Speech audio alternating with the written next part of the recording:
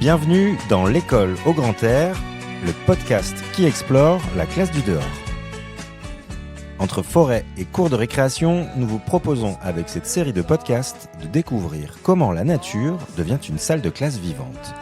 Installez-vous, respirez et laissez-vous guider.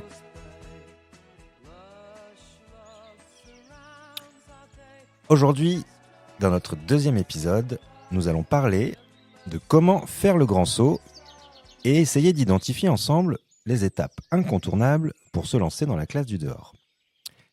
Aujourd'hui, je suis entouré de collègues enseignantes que je vais laisser se présenter tout de suite. Bonjour, je suis Cécile, je travaille à l'école du Sacré-Cœur à Longué et je suis en classe de CE1 et je pratique la classe du dehors depuis 3 ans. Bonjour, je suis Magali, enseignante à l'école du Sacré-Cœur de Longué, en classe de CE1, CE2 et je pratique la classe du dehors depuis 3 ans également. Bonjour, je suis Céline, je suis enseignante en petite section, moyenne section à l'école Saint-Joseph Saint-Lambert-du-Lattais dans le 49 et je pratique l'école du dehors depuis 4-5 ans. Merci d'être là aujourd'hui. Alors, dans notre premier épisode, on a échangé autour de un peu les raisons pour se lancer dans la classe du dehors. Aujourd'hui, là, on va faire le grand pas, le grand saut, et on va essayer de déterminer ensemble un petit peu les étapes nécessaires pour réussir à se lancer. Première thématique, on va parler d'abord de formation. Alors, démarrons nos échanges par la formation. D'après vous, est-ce qu'il faut se former pour se lancer dans la classe du dehors ?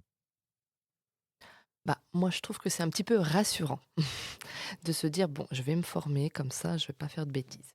Mais par contre, je pense qu'on peut quand même se lancer même si on n'est pas formé. Alors pour ma part, j'ai commencé l'école du dehors par envie d'extérieur, envie d'exploiter l'environnement en dehors de l'école, à côté de mon école. Et donc ça s'est fait en cherchant sur internet des idées et en fait depuis que je fais partie du groupe de recherche de l'école du dehors et j'ai rencontré des collègues qui ont suivi une formation et effectivement avec ce partage de formation, d'expérience et d'outils, ça permet de structurer, ce que ça m'a apporté, c'est structurer les séances. Mais quand l'envie est là, on peut commencer sans formation. On peut se lancer dans un premier temps. La motivation, c'est le premier moteur, je trouve. Moi, j'ai commencé sous l'impulsion de ma collègue qui m'a parlé de cette idée de faire la classe dehors et ensuite on a fait la formation et c'est très rassurant d'avoir un cadre et on sait où on va et ça nous aide, ça a un plus. Donc à la fois, se former, c'est important, mais il ne faut pas hésiter à se lancer finalement si l'envie est là, si on souhaite... Il ne faut pas se brider par rapport Tout à à fait. une formation qu'on n'a pas pu faire. Tout à fait. Mais on va certainement parler de certaines choses incontournables à respecter, mais en tout cas, ça part de là dans un premier temps. On peut imaginer qu'il y a des enseignants qui sont peut-être réticents à l'idée de sortir tout simplement par manque de connaissances par rapport au vivant. Est-ce que dans votre expérience, vous avez pu solliciter des partenaires extérieurs à l'école qui vous ont aidé à mobiliser cette classe du dehors ? Alors c'est vrai qu'il y a une frustration quand même parce qu'on n'est pas, on est généraliste, donc on n'est pas spécialiste forcément des choses de la nature. Donc on peut partir avec quelques connaissances personnelles, se former, mais c'est vrai que il y a un côté frustrant, par exemple pour ma part au niveau du chant des oiseaux, de ne pas maîtriser, de ne pas pouvoir apporter un peu plus à mes élèves. Donc on peut fonctionner avec des associations comme la LPO. Nous, on a la chance aussi, dans le 49, d'avoir la Maison de la Nature qui propose aussi des interventions sur les décomposeurs, sur les abeilles, enfin, un apport un peu scientifique que nous, on n'a pas en tant que professionnels de l'éducation. Parce qu'il n'y a pas dans les compétences du prof des écoles connaître tous les chants des oiseaux. Non, pas encore. Ok. Et c'est vrai que maintenant avec internet aussi ça nous permet d'acquérir des connaissances qu'on n'aurait pas naturellement. En allant chercher des infos On d'ici peut et aller là. chercher, c'est ça. Ok, on enchaîne. Alors on met des petits bruits d'oiseaux pour pimenter un peu nos échanges.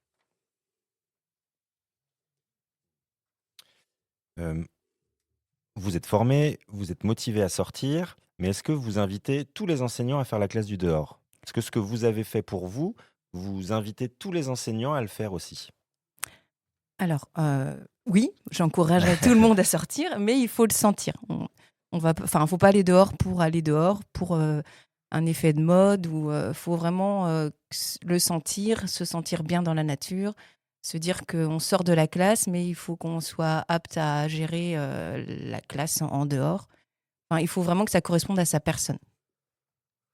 Effectivement, moi j'ai l'expérience dans mon école où j'essaye, de par nos échanges, de mobiliser, d'intéresser. Donc on était toutes parties sur notre école de cette classe à mettre l'école du dehors en place. Et au fur et à mesure, ça s'est un peu étiolé chez les collègues qui, de temps en temps, font l'école du dehors, mais de manière assez parcimonieuse. Et donc, je suis celle qui vraiment a la plus grande motivation, mais parce que c'est quelque chose, ça fait partie limite de mes besoins d'être à l'extérieur.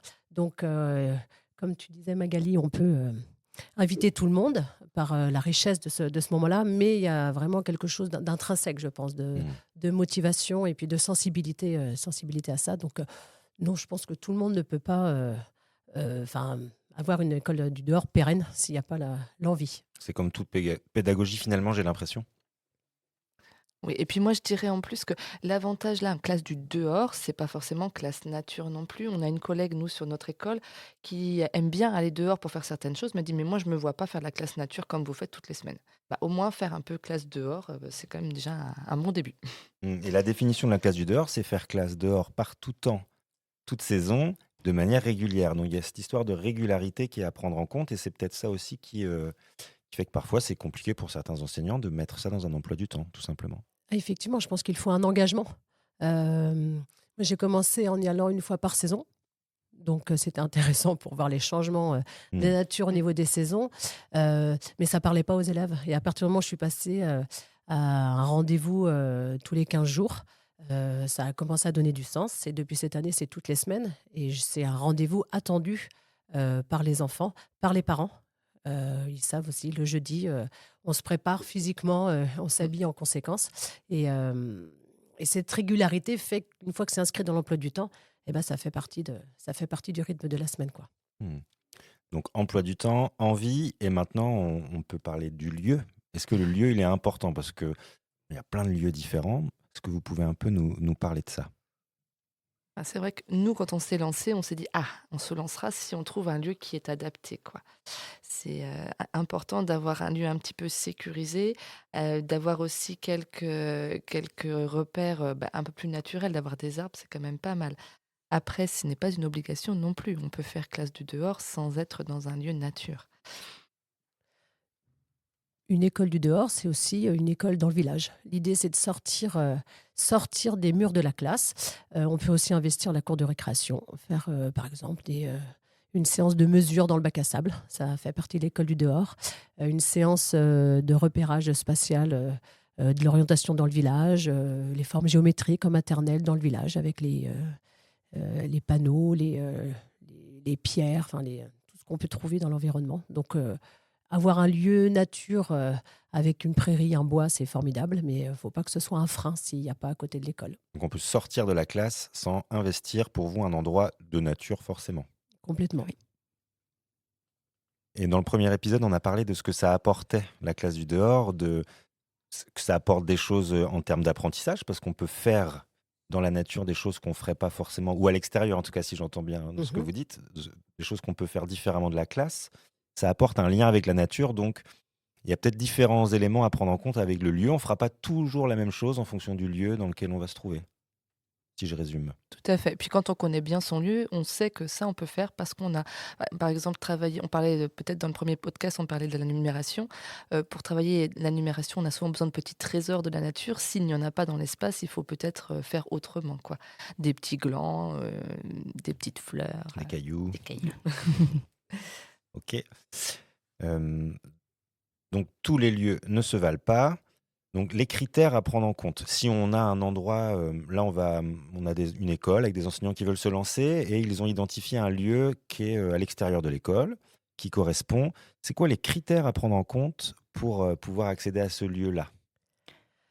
Alors déjà, voir au niveau de la mairie les autorisations. D'accord. Ensuite, une histoire de sécurité aussi, d'environnement. Donc il y a du repérage à faire. Oui, je pense. Et puis, et vérifier aussi enfin, le trajet pour y aller. Alors, dans certains collègues, le lieu est un peu loin. Donc, elles mettent en place aussi justement des activités sur le temps du trajet. Donc, le temps du trajet ne doit pas être non plus un frein. Il ne faut pas que ça dure 1 heure et demie. Mais certaines ont facile 20 minutes pour se déplacer sur leur lieu de l'école du dehors. Ça fait partie du temps de la séance de l'école du dehors aussi. Magali, on avait évoqué, je crois, 20 minutes de trajet maximum. On avait pu échanger à propos de ça. Oui, il faut vraiment prendre la distance comme un élément dans notre sortie, en fait. Ok. Donc nous, on a de la chance, on a un petit coin nature assez proche de l'école. Donc ça nous permet d'y aller assez facilement. On a à peu près 10-15 minutes de marche pour se Donc rendre. le trajet comme élément constitutif de la classe du dehors, si j'ai bien compris, ça veut dire qu'à partir du moment où on sort, ça commence. C'est ça. Donc, dans le trajet, on fait des choses aussi. Voilà, on peut commencer. Nous, alors, on avait fait on comptait les pas, par exemple, voilà. Et puis après, on avait fait des conversions de mesures en disant, voilà, on fait un peu de maths sur le trajet. On peut raconter des choses, on peut. Voilà. Et Ok. On commence à travailler finalement. Donc si on n'a pas de lieu proche, on peut sortir malgré tout, si j'ai bien compris, dans la cour de récréation. Il ne faut pas s'empêcher finalement de travailler autrement. Complètement. Ok. moi, vendredi dernier, par exemple, je devais sortir en classe dehors sur notre coin nature, sauf qu'on avait une invasion de chenilles processionnaires. Ouais. Donc, j'ai quand même voulu faire classe dehors. Donc, on a fait la séance sur la cour de récréation. Les enfants étaient très déçus de ne pas aller en classe dehors, mais finalement, étaient contents de faire classe dehors à la récré. On s'adapte. On s'adapte, voilà. Alors, une fois qu'on a identifié un lieu, on est motivé, on a envie de sortir. À qui on communique ses idées et son projet? Alors, d'abord, avec la mairie. Nous, on avait contacté la mairie pour avoir l'autorisation d'aller aux abords du stade, au chef d'établissement. Nous, on avait fait un petit projet qu'on avait rédigé et communiqué avec notre chef d'établissement. Et puis, on peut en parler avec l'IEN pour avoir son accord. Et la validation du projet. Mm. Ok. Donc, il y a un petit chemin officiel quand même à prendre. On ne reste pas tout seul dans son coin, si j'ai bien compris, avec ce projet-là, dans une école. Ouais, et puis c'est important, comme disait Magali tout à l'heure, effectivement, moi j'ai aussi été confrontée aux chenilles processionnaires, donc il fallait au moins que la mairie soit au courant, parce qu'il va falloir mettre des choses en place pour qu'on puisse enlever les chenilles ou les écarter. Il faut toujours une autorisation officielle pour utiliser un lieu. C'est ça. Bah, oui, et puis après, c'est pas forcément la mairie, je pense qu'il y a des collègues aussi qui utilisent des terrains privés. C'est ça. Donc là, c'est important de voir avec le propriétaire du terrain dans quelles conditions est-ce qu'on peut utiliser ce terrain, quoi. Parfois, il y a des bois qui appartiennent à certaines familles et qui autorisent les écoles à aller dans une partie de ce bois-là plutôt qu'une autre. Et c'est vrai qu'il faut respecter ces engagements-là.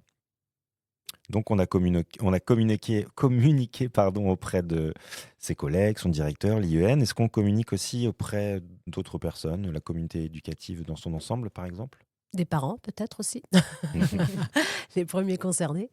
Donc, dans l'échange, on s'est toutes dit que lors de nos réunions de rentrée, c'est très important de communiquer avec les parents sur le pourquoi de cette école du dehors, que c'est pas juste pour faire plaisir à la maîtresse. Ça fait partie. Enfin, il y a toute une programmation de mise en place par rapport à ce projet-là, et puis leur expliquer justement les conditions dans lesquelles on emmène leurs enfants.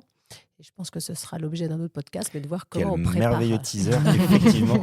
On va dédier un podcast sur la communication avec les familles, les partenaires, justement, pour créer de la sécurité chez tout le monde pour envisager ce projet-là, effectivement.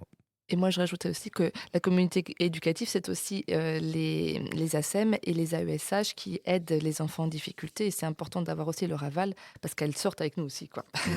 Oui, on voit bien que on a beau, nous, être motivés par ce projet-là, si on n'embarque pas avec nous les personnes qui travaillent finalement au sein de cette même équipe-là, c'est compliqué, comme tout Mais projet. quand on est motivé, on est convaincant, normalement. Et on n'a pas parlé des premiers intéressés finalement de cette classe du dehors, les enfants. Comment on les embarque, les enfants? Est-ce qu'on doit communiquer auprès d'eux? Parce que pour l'instant, on a fait la formation, trouver un lieu, communiquer de manière administrative un peu officielle. Mais finalement, qu'est-ce qu'on raconte aux enfants? Est-ce qu'on leur dit des choses pour les embarquer dans ce projet-là? Ah bah ils sont il faut qu'on les embarque, il faut qu'on les motive et on les prépare au projet dans la classe en amont. On leur dit, on a fait une charte on prépare avant la première sortie.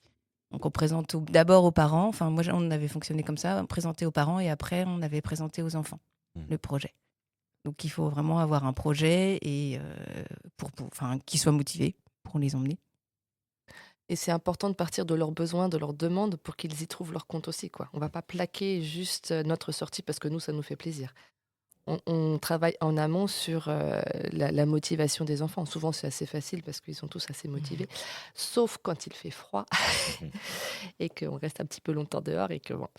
Mais globalement, c'est vrai que leur demander, de les mettre en projet, de leur dire qu'est-ce que tu imagines que tu vas pouvoir faire là-bas. Alors, et puis aussi parfois comment dire, de s'adapter à ce qu'ils ont envie, mais aussi d'être réaliste. Il y a des choses qu'on ne pourra pas faire forcément. Donc, il ne faut pas non plus qu'ils s'attendent à ce qu'on fasse des choses merveilleuses si on ne peut pas les faire, quoi. Qu'est-ce qu'ils souhaitent trouver dehors? Qu'est-ce qu'ils ont envie de voir? Peut-être de partir de leurs besoins, ouais, De leurs effectivement. besoins, de leurs envies, oui, tout à fait. Ok. Pour les cycles 1, c'est un peu plus compliqué. Donc, c'est les embarquer avec, moi, je dirais bien une fois de plus encore, avec la motivation et par contre, leur présenter l'objectif de ce moment-là en leur disant que c'est pas juste pareil, il y a des moments de promenade, il y aura des moments qui seront structurés et que c'est une autre manière d'apprendre aussi. Oui, c'est bien de se redire avec les enfants que c'est pas une promenade. Non. Il y a des temps où on va peut-être se promener, mais là, c'est pas une promenade qu'on fait. On va faire classe. Tout à fait.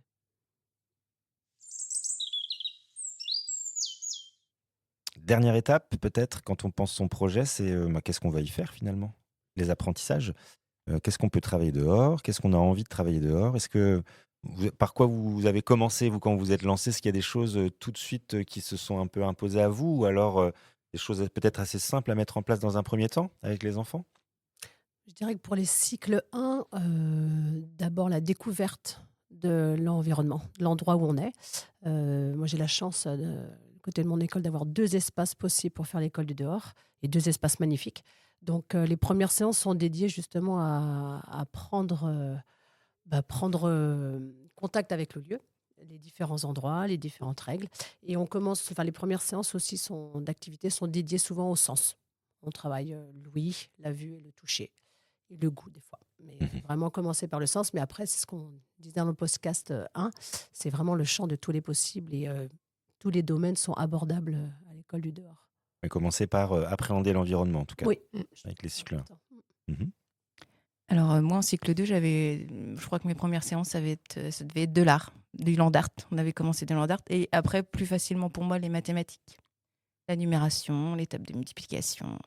Et petit à petit, je me rends compte qu'on peut aussi faire de la grammaire d'une manière, de la poésie, faire des petites choses comme ça. Oui, la lecture peut-être aussi, il y a un potentiel important dans l'oralité dehors. Oui, et même la poésie, déclamer une poésie, essayer de pousser sa voix, c'est aussi un bon exercice à l'extérieur. Et puis tout ce qui est sport aussi, EPS, des parcours acrobranches qui ne sont pas forcément très compliqués à mettre en place. Utiliser des matériaux, faire des parcours. Oui, c'est vrai que ça peut être facile à mettre en place. Et on a tous fait des séances de sport dans la cour, donc c'est la même chose, mais dans un espace un petit peu différent. Avec un peu d'aventure en plus. Voilà. Peut-être de danger supplémentaire. Ça motive. Mais on parlera encore un teaser dans un prochain épisode de comment on structure peut-être ces séances quand on va dehors pour essayer d'aider un petit peu les collègues qui veulent se lancer. Ouais. On retourne dans la forêt. Je vous remercie pour ces échanges passionnants. Merci beaucoup. C'est la fin de notre épisode 2. On va se retrouver prochainement pour l'épisode 3. Allez, tous dehors maintenant et à très bientôt. À bientôt. À bientôt. Au revoir.